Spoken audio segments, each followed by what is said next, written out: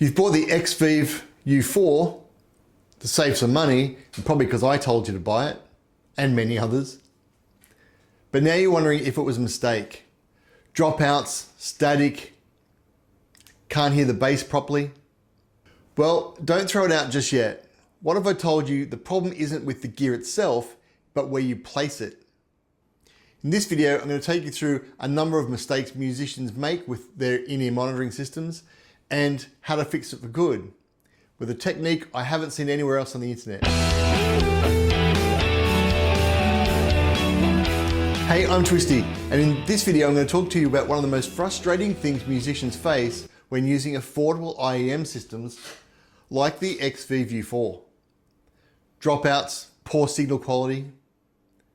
The reason this happened is a lot more simpler than you think.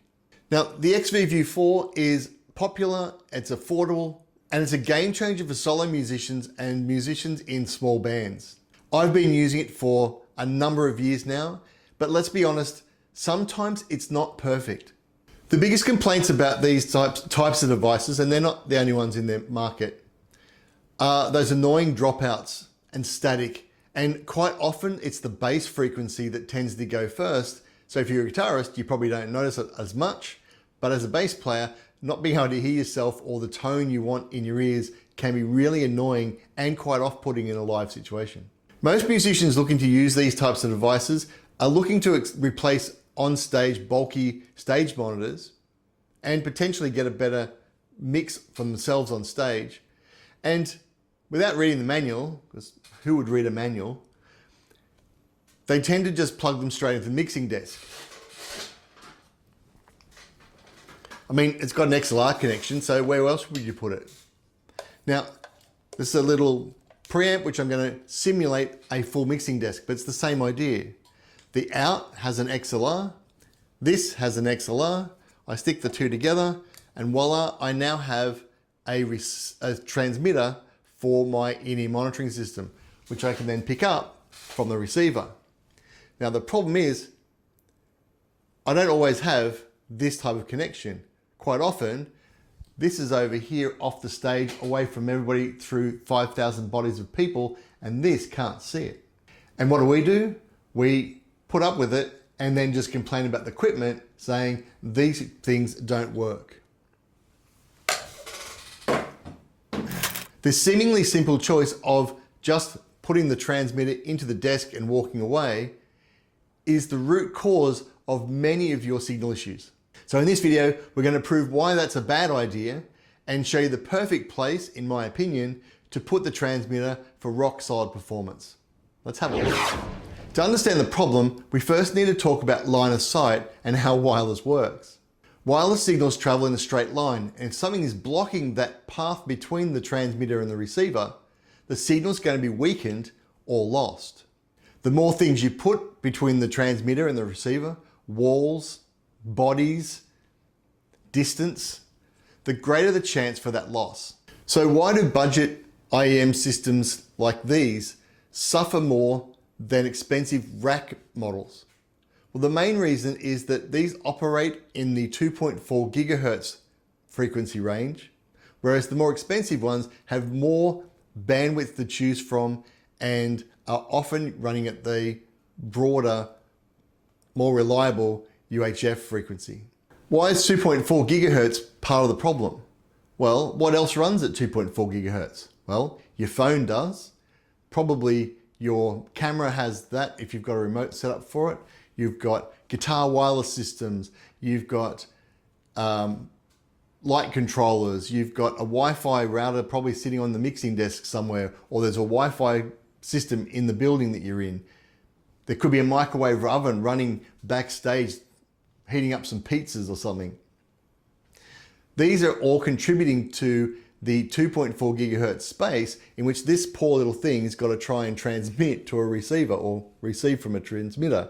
So a lot of noise for it to fight through, meaning that that signal is not going to be as strong when it gets to you if you've got a dense 2.4 gigahertz environment. And that's why line of sight is quite important.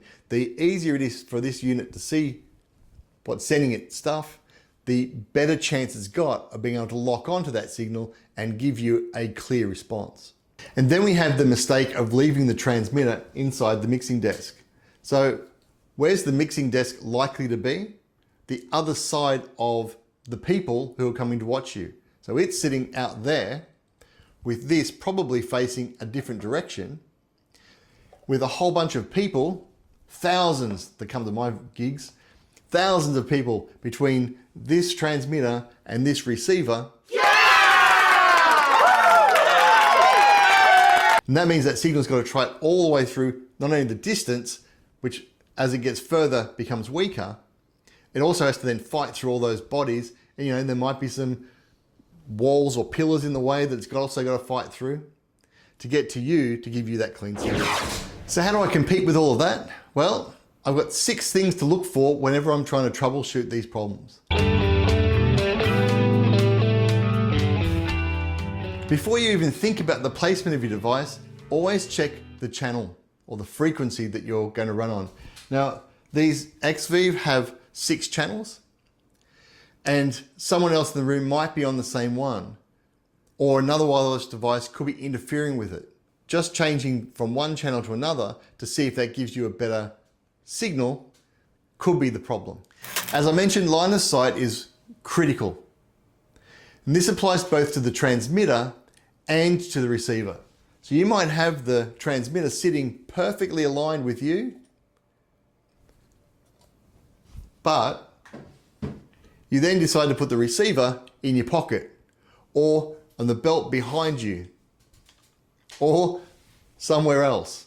It then struggles to see the transmitter rather than the transmitter trying to see it, if you know what I mean. Another major source of interference is other 2.4 gigahertz gear. So other wireless units. So if you've got a guitar wireless system and an in-ear wireless system, they might conflict with each other. So again, try changing the channel. If you're getting the dropouts or the static, then try turning the other devices off to see if that's what's causing the problem, and then maybe go back and address the challenge of which channel to pick for each device. Now with these smaller units, you are usually limited to around about 6 channels, and they're usually fixed frequencies. So depending on how many of these types of devices you've got on stage as the whole band, that may become a bit of a challenge. Make sure that your cables are in good condition and they're fully seated. So you don't want this to be jiggling around or have a weak connection to what it's plugged into. Same with your headphones. If your headphones aren't plugged in all the way, you're not going to get the optimal result. Power is also a challenge. These are all battery operated, so make sure that they're powered on. Now the XVIVE has a on-off switch at the top, which can turn itself on in your bag when you're traveling. So make sure that the last thing you do while you're setting the rest of the gear up is to just plug this in and have a trickle charge to make sure it is actually charged before you go to the sound check. Another limitation of these types of devices is that they are mono and not stereo. So if I'm looking at the bigger stereo rack mounted professional level in-ear monitoring system, I have redundant aerials, I've got redundant power, I've got a whole bunch of other things going on, and it is stereo. So I can hear the drums panning around. I can hear the guitars on the right, me on the left. I can hear singers going in harmony. Sounds great, but I don't really need it for my live use. These small units are really, really great for that, but they are mono. So that means I'll hear through both ears, but I won't hear the panning of the signal. If your desk is set up so it's sending a stereo signal, you might be plugged into one of the channels of the stereo pair and it's only sending half the signal. So I've had the experience before where I've sent stereo out of my line 6 into the desk, but the desk has only come out of one, it didn't mono sum them, and so I was only hearing the guitarist because I plugged into the guitar side of the panning at the desk, not the side with the bass in it. And I couldn't work out why I couldn't really hear myself no matter how much I put the volume up. So just check that at the desk side, that your signal's coming out as a mono signal that this can then distribute nicely. If working in 2.4 gigahertz space is too cluttered, you've got too many things on stage going with that and you can't get a good signal, then another option is to upgrade. Now I don't have one at this time, and this video is not sponsored by XVIVE, so I still have the U4, but the new U4-5 is a 5 GHz range version. Same device, but it runs in a different frequency. So if you can't eliminate anything else, you've gone through the other 5 steps and you're still having challenges, then maybe the option is to upgrade the device and move to the 5 GHz one, which will get you out of that range. Now, while this will have less congestion, 5 GHz still suffers from loss of line of sight. So just because you've upgraded to 5 GHz doesn't mean your problem's going to go away if you haven't gone through the other checks that we've got. You've got a bad cable, it's got a flat battery, the transmitter is sending from another room, right? So 5 GHz by itself won't fix the problem, but it will alleviate the congestion and help the signal to be stronger when it's being sent to you. And I could do with a 5 GHz if you want to. So you've gone through all the troubleshooting steps and you're still getting some dropouts. Well, here's the most critical piece of advice that I can give you to solve 95% of the problems with these low-cost systems. And it's all about where you place the transmitter. Now, as I said, sticking it in the back of the desk is convenient and it's easy, but it's not the most optimal place for it most of the time, unless your in-ear monitoring rack is sitting next to you off stage, pointing at your head. That's not going to be the best solution. And if it's next to you, it's probably not near the guitarist, which is what happened to me at a gig a couple of weeks ago. The guitarist had it all on his side, facing out, and so there was absolutely no line of sight to me. So pretty well useless. I did some searching to try and find the best place for me to place it, and a lot of people talk about running a small meter-long cable so that it comes out of the desk.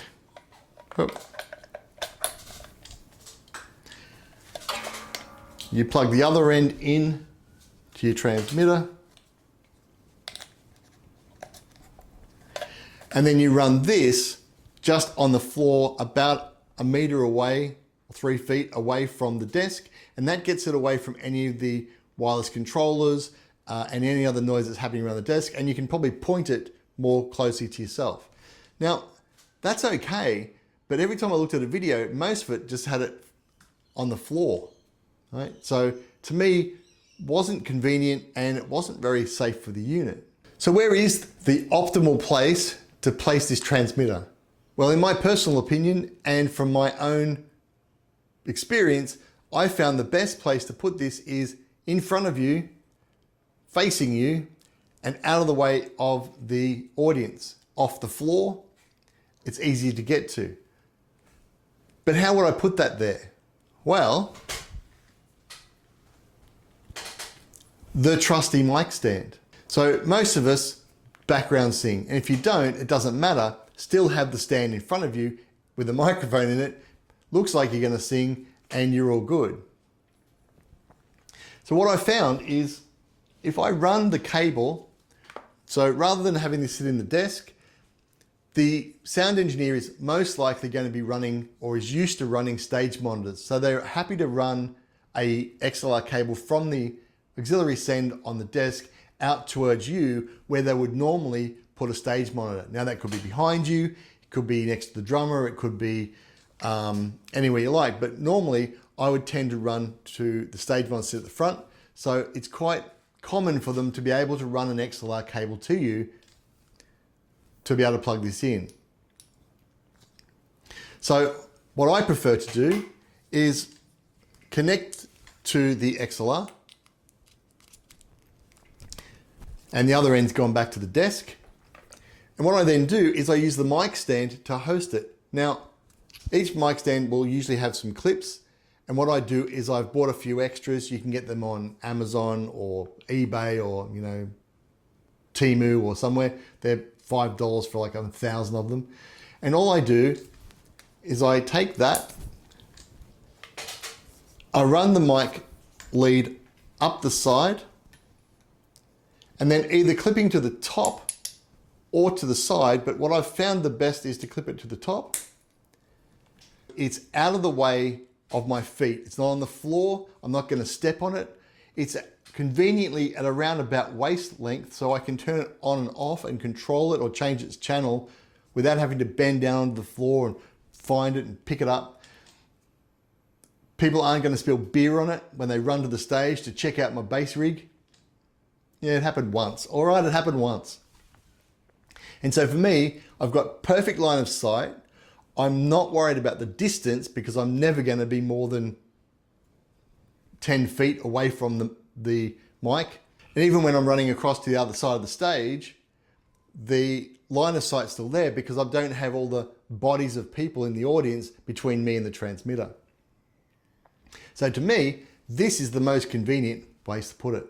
So this simple change of getting the transmitter off the floor in my line of sight dramatically has improved the quality and the performance of this relatively cheap, effectual in-ear monitoring system. Similar approach to running monitors, but it takes up way less space and it's easier. And depending on the mixing desk that you have, you can also get your own control over that without having to bother the sound engineer with that. But you can see how we set up our IEMs in this video here.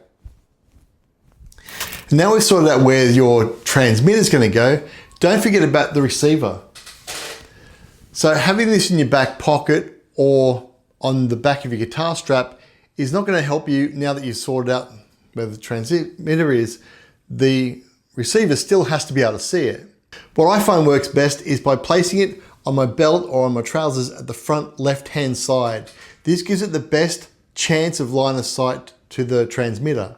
As a right-handed bass player, if I place it on the right-hand side, it's going to be behind the bass and also most likely mostly affected by any wireless systems I've got running on my bass.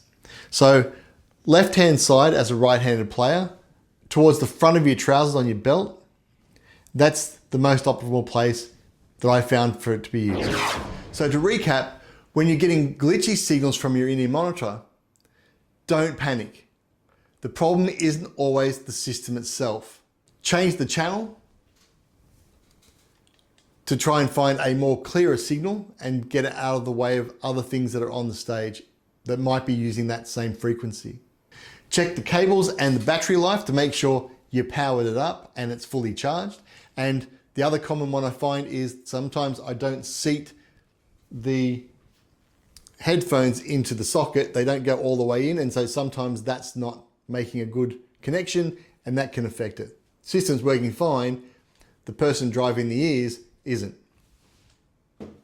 Most importantly, don't leave the transmitter sticking out of the mixing desk at the front of house or in your in-ear system. The location of your transmitter is just as important as the receiver, and so placing your receiver in the right spot, preferably on your trousers, and the transmitter, preferably on your microphone stand, will give you the best chance of an optimal performing system that you can get. So by following these steps, you can turn a frustrating experience into a reliable one, allowing you to focus on your performance and not the gear itself. These units are fantastic. As I said, this is not a sponsored video, and the NUX ones that are of a similar quality are also quite good. Also, they're not sponsoring me. So don't be afraid to pick up these types of units. Just look at those steps we talked about to try and eliminate the challenges that you have with these budget systems. They're budget, but they are great. And don't forget to turn the volume up on the receiver. Sometimes that might help. If you've enjoyed the video, please like and subscribe. It does help with the algorithm. And if you haven't seen it yet, check out this video next, where I talk more about in-ear monitors. See ya.